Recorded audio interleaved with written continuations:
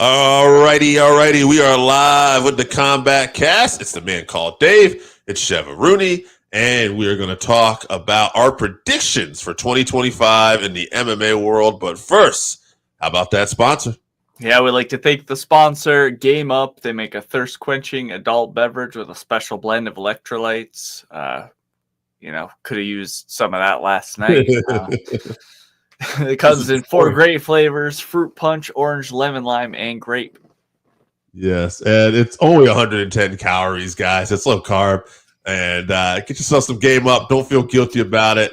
And yeah, we could have used it this morning. But hey, what's going on? What are we doing? What's we doing the next few weeks? Tell me. All right, we're back. We're back with fights. January 11th, UFC Fight Night, Dern versus Ribas 2. And then January 18th, UFC 311, Makhachev versus Sarukian 2. Very exciting matchup. Could be a lot of wrestling, or they could cancel each other out. We could see some striking. And then the end of the month, Umar as the co-main event too. Yeah, yep. And then January 25th, there's no UFC. There is a Bellator. Usman Nurmagomedov is fighting Paul Hughes. And there's a BKFC. Jeremy Stevens is fighting Alvarez. So that's a pretty great matchup right there. That'll be fun. Yeah, something fun to do. So we'll, like you said, maybe we'll talk about that. Maybe we'll do something else. We'll see as we get closer, guys. But this show is all about our 2025 predictions in, I say the MMA world, but pretty much for me, it's definitely going to be UFC. And we do have a boxing category. We will do 2 for fights. But yeah, this will be just a quick little show today. Me and Chevy are going to give you our thoughts on what's coming up. And Chevy, I'll let you lead here. What categories do we want to do here? All right, let's start off with what fight we want to see in this upcoming year that we have to see. This was an easy one. Tom Aspinall, John Jones. This is the fight that needs to be made. It's the biggest fight you could do, barring than some Conor McGregor spectacle, which personally but this is what I want to see. And so I don't honestly care about Conor McGregor as much anymore anyway. So, but even just as far as biggest fights we can do out there right now, this is it. Yeah, I have the same thing. I need to see it. I want to know who the best heavyweight in the world is. Yeah. Outside of Francis, obviously, is a possibility there as well. But we got to see it. Let's get it done. All right, let's move on. Who we think is going to be a breakout star in the upcoming year? Let's start with male. Okay, male. What did I put down? I put down Ian Gary. I was so impressed with his performance, even in a loss last time, that I just thought, man, this guy keeps working hard, which he clearly is. He seems to handle defeat well. He's the guy that's going to get better, and I think there's a good possibility this could still be his year. Yeah, I cheated and put a couple guys down. So I've obviously Bo Nickel, still high on Bo Nickel. I'd like to see, him fight those top level guys now. He's getting to that point. But also want to keep an eye out for Carlos Prates, just knocking dudes out over and over again. Yeah, just very exciting. When he knocked out Neil Magny, who's very tough to finish, the guy he's a world beater. So looking forward to his 2025. All right, let's move on to the women's side.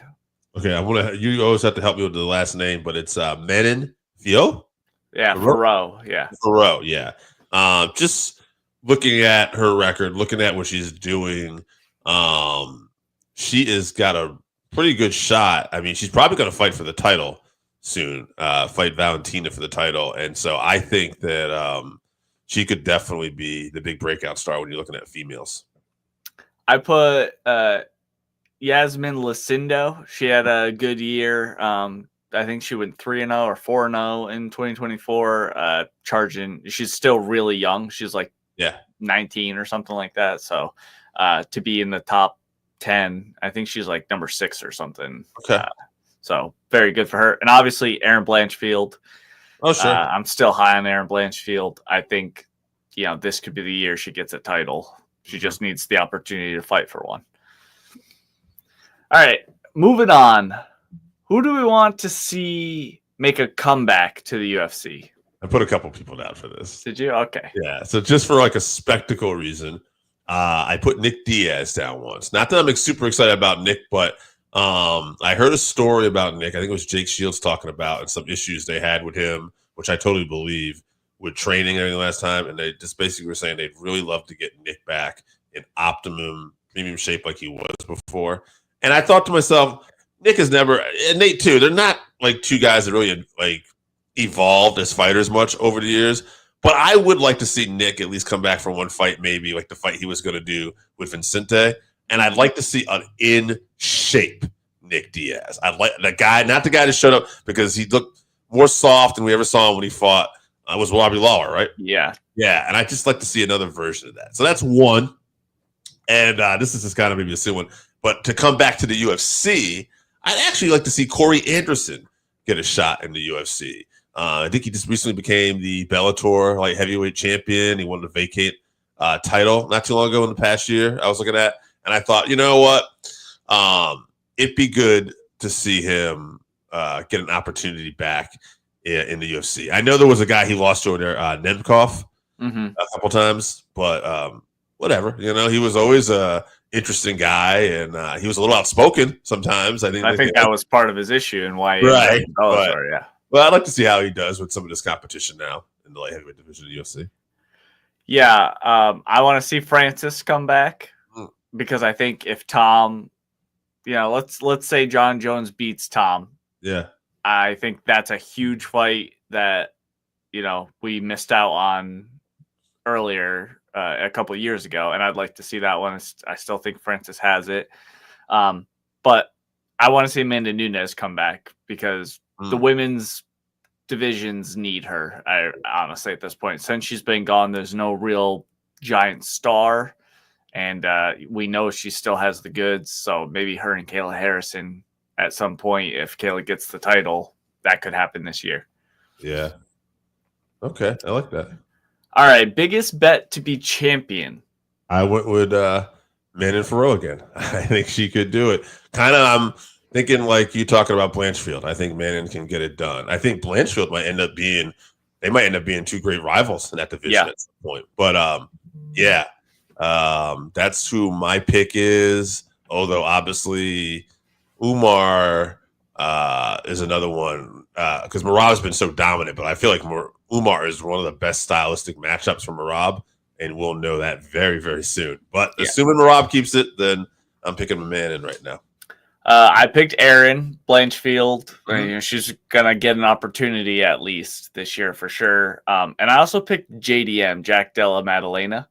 I think in a very stacked division, with a lot of good up and comers, with Shavkat and Ian Gary and all that, I think JDM kind of can stand apart. I think he's very well rounded. Plus, he has a lot of power. So I think I hope he gets a title shot this year. It might be a next year thing, but keep an eye out for him. All right, boxing fight that we would like to see this year. I went with Terrence Crawford and Canelo Alvarez. When I was just looking at like potential big fights out there, that seems like the biggest one. And I know Crawford, he just wants all the big fights. He would love to try to make it. And so if they can make a fight with him and Canelo Alvarez, I'm not sure what weight class they would meet at, but it's definitely the fight I'd like to see. That's a good shout, yeah. Even though both guys have lost a few times recently, I want to see AJ versus Tyson Fury. Also, honorable mention, I want to see this Jake and Connor fight. I know they're talking about Connor and Logan fighting. Yeah. Logan's big, but he has no boxing skills. Jake actually has boxing skills. Put the final nail in the coffin for Connor, I guess. Or Jake gets knocked out. Yeah. So, all right. That's pretty low level. I'm not super hyped on that, but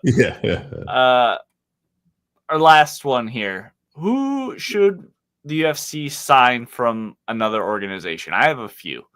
Okay, I just went with one. I went Johnny Eblin. That's a great shot. I didn't think about Johnny Elwood. Yeah, he's tremendous. He could be very dangerous, top of the division immediately. He could be a champ over there. Yeah, for sure. I picked another one who I think could be champ immediately, possibly Patchy Mix. Featherweight, very tough matchup for Taporio or Max or Volk.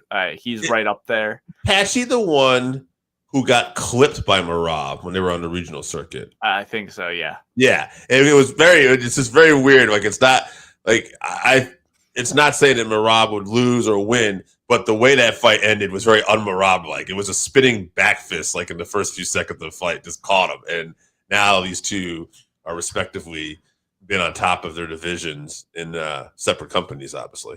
So yeah, I'd love to see that fight again. Yep. I also picked Dakota Jacheva, who I talked about last week, the PFL. She's fighting at lightweight and PFL. Super dangerous, lots of finishes.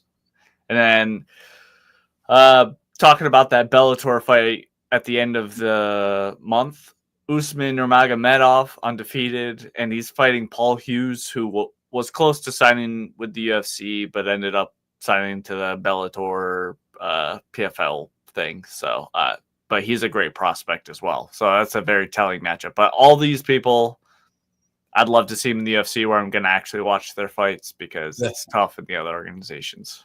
Yeah, this UFC puts out so much content. It's kind of hard to like keep up with other fights and have a life. So I agree. So hopefully, and hey, monopoly or not, it is where the best fighters in the world predominantly fight. So right, I'm for it. All right, that's going to be our prediction shows. Why don't we tell people we got coming up one more time?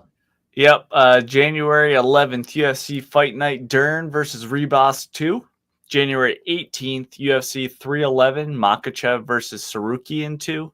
And then the end of the month, there's a few fights going on, not UFC. We may talk about a classics fight. We may cover those. We're not sure yet. All right, guys. Thank you for tuning in to our 2025 prediction show. We hope everybody here has a good new year. Thank you.